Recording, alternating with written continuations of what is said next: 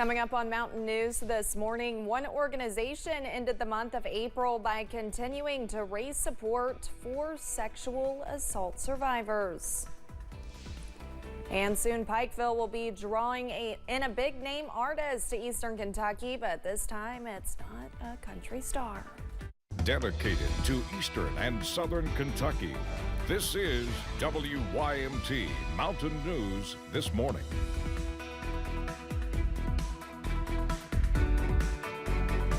Good morning, I'm Olivia Calfee. We are coming up on 5 a.m. on Tuesday, April 30th. Now let's go ahead and send it over to meteorologist Tim Drawbridge for a look at your forecast this morning. Good morning, Olivia. Good morning, everyone. The showers have moved on in. 61 as we look outside our door here from WYMT. And as you go ahead and check out the weather headlines for today, we'll sum it up in just a couple of words as we head through the next couple of days. A wet start today, a foggy start tomorrow, and then warm on Thursday. Check out our temperatures early on a Tuesday morning. Pretty much 60 to 65, minus a few locations at 59. Manchester at 59, Jonesville at 59, same deal at UVA-Wise, 57 at Clintwood. The pinpoint Doppler radar showing the showers from Jackson and Hazard points west, some heavier bursts of rain as you get toward the 75 corridor from Lexington down toward London. Everything tracking northeastward, and we'll deal with showers and perhaps a few rumbles of thunder this morning. The action becoming more scattered as we deal with some breaks of sunshine this afternoon and a high in Hazard up to 72. More about the first alert 7-day forecast, how foggy tomorrow and how warm on Thursday. It's coming up in just a few moments. Olivia, back to you. All right, Tim, thank you. The Rising Center in Hazard is continuing to advocate for survivors of sexual violence. Officials wrapped up their month of events by honking to end sexual violence. Folks in the community drove by honking in support of survivors, and some stopped by to write messages with chalk. Program Director Jasmine Center says this year they included other community organizations in their event, offering more resources.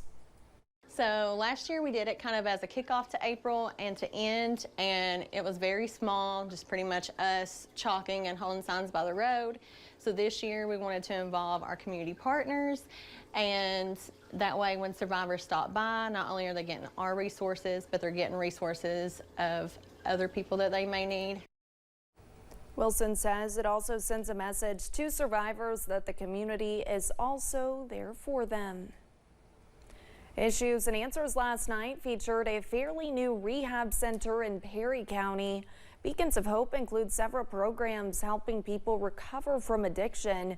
They not only treat drug addiction, but also alcoholism. Executive Director Greg Burke says they have seen an increase in people struggling with alcohol addiction. One of the big things that come out of the COVID was alcoholism. The rise went up. You know, people were drinking a lot more. We're not supposed to do life alone, Steve. We're supposed to do it with each other and celebrate our successes. That's what we're trying to do at Beacons of Hope. Berg says officials need to continue working on educating children to keep them away from drugs and alcohol. You can find this episode of Issues and Answers on our website, WYMT.com.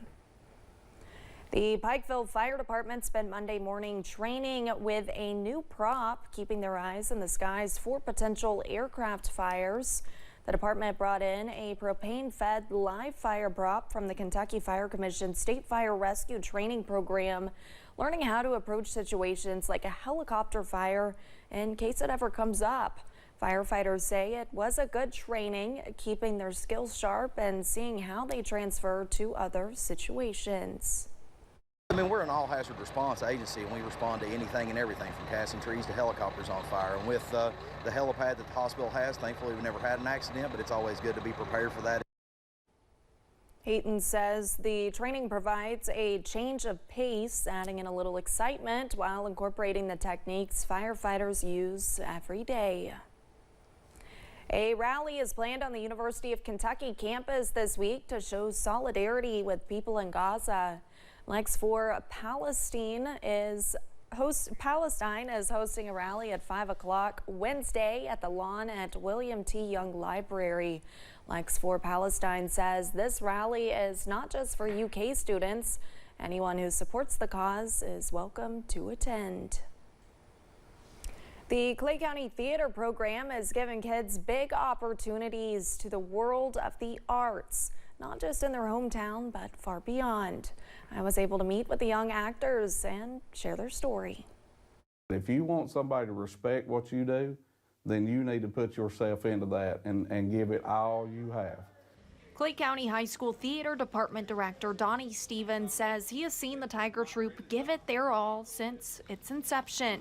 And he says the students' purpose is far beyond the awards. Why we're really here, what's the big idea all about, and why we love the art. Because that's why we should be here, is looking at the art, looking at what we're doing and saying, we love this. This is impactful. We need to do this forever.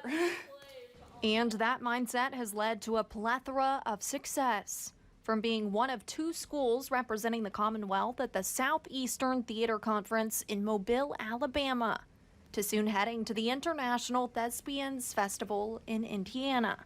The students say these accolades and opportunities are not without hard work. We put in a lot of hours. I can't remember the last time I went home before, honestly, before 5. But the long hours are worth it when they find themselves on stage, connecting with their audience. It just brings people together. You put people in a room, in an auditorium, and there's just this sense of community that you don't get anywhere else. And as Tiger Troupe member Kaylee Roberts explains, they are a tight-knit group, and she is proud of the troupe. You know, Eastern Kentucky we have so many schools in our region with theater, and that's just an incredible thing alone. But to be able to be at this school with these people, with Donnie, with these opportunities, I'm so, so very grateful and blessed to be able to be with these people. The Tiger Troupe will be hosting its version of Little Women, directed by Roberts, this upcoming weekend, May 3rd and 4th. Admission is $10 and proceeds go towards their trip to the International Thespians Festival in June. The Appalachian Wireless Arena in Pikeville has announced its latest concert. And while it is not a country show, there could be some country grammar. The arena is hosting rapper Nelly on its Pikeville stage this September. The concert is on the calendar for September 14th at 8 p.m. and is part of the arena's efforts to create more opportunities for fans of different genres to find a show they'll love at the arena, moving toward the fall schedule with a big name. 3-time Grammy Award winner. I mean, he's got some hits. Oh, he's just 1 or 2. Oh yeah, 1 or 2. It'll be a long night of hits. Let's put it that way. So we're just tickled.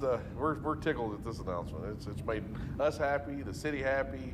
I hope Eastern Kentucky happy. Tickets go on sale Friday, and arena officials expect them to go fast. So if you are a fan, you can find a link for those over on our website. We are now just 4 days away from the 150th running of the Kentucky Derby, and officials are getting ready for big crowds this week. The Louisville Muhammad Ali International Airport is preparing for thousands of guests to come through during the next few days. DSA works closely with the airport and airlines to prepare for large events like the Derby, including having more staff on hand. Airport officials say they are taking extra security measures ahead of the Derby. And thanks for getting your day started with us here on Mountain News this morning. When we return, we'll have some tips on how to save money for a summer vacation. How about some tips to try to deal with the wet weather? Got some active shower and perhaps a couple of thunderstorms on the Pinpoint Doppler radar to start off this Tuesday. How long does this last? We'll let you know. Your First Alert 7-day forecast is coming up right after this.